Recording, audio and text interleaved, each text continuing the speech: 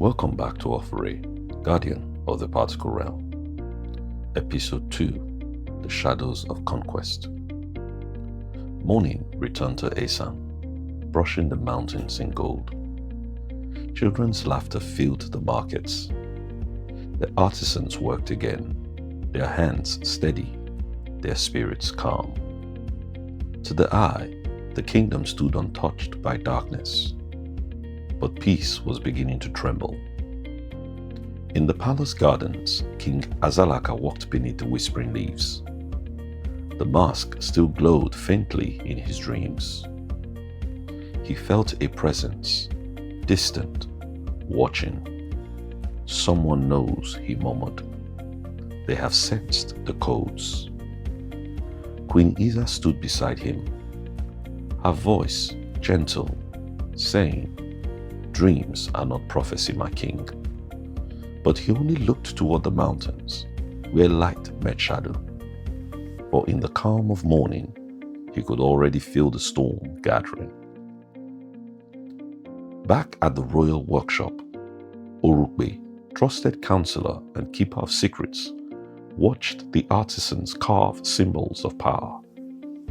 Each line, each curve, a key to creation itself.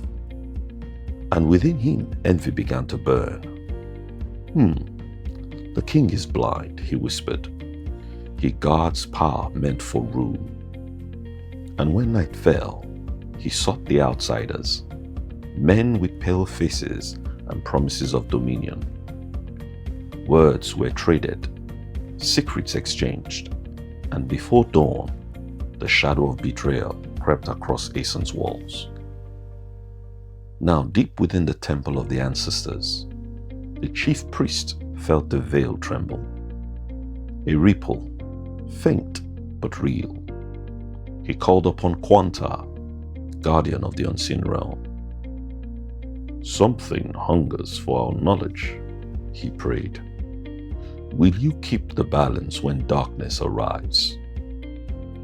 The flame twisted violently, casting long shadows across the altar. And the priest knew prayer alone would not be enough. Even in the bustling markets, unease took root. Foreign merchants battered with smiles too thin and eyes too sharp.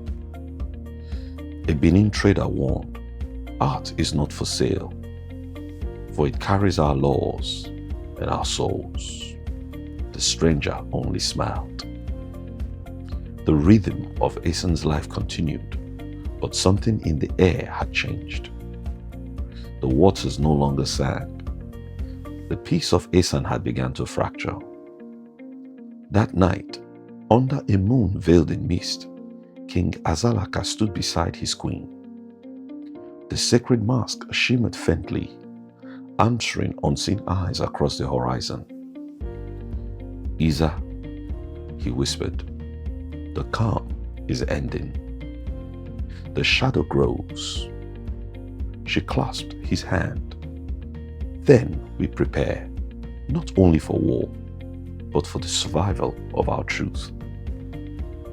Far beyond Esan's borders, in lands unknown, a man watched the stars. His name was Draki, and with his gaze, the fall of Esan had already begun. Dawn broke red. Across the eastern reach, black and crimson banners rolled like a tide of fire. Esan's defenders readied their spears. King Azalaka stood upon the walls.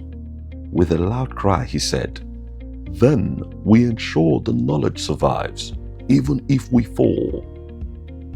Steel met bronze, fire met courage, and the battle for Esan began. But even as warriors held the line, treachery moved within. Orukbe guided the enemy through hidden gates. The palace burned, and the kingdom that once sang of harmony now echoed with cries of war.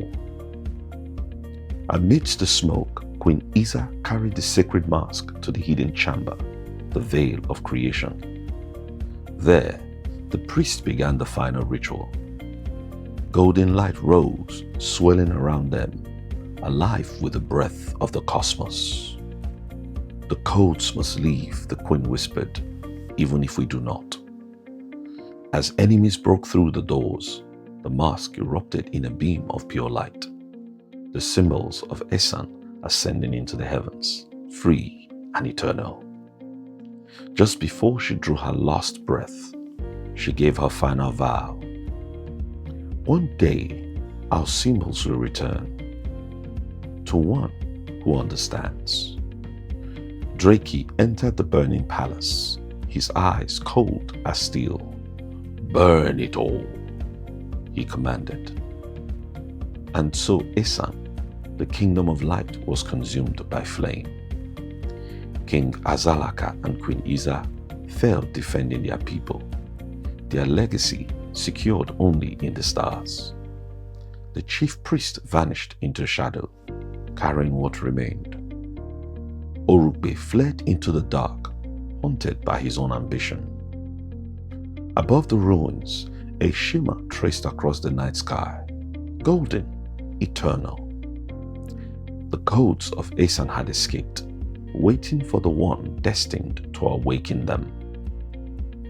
The kingdom had fallen, but its light had only just begun its journey. End of episode 2.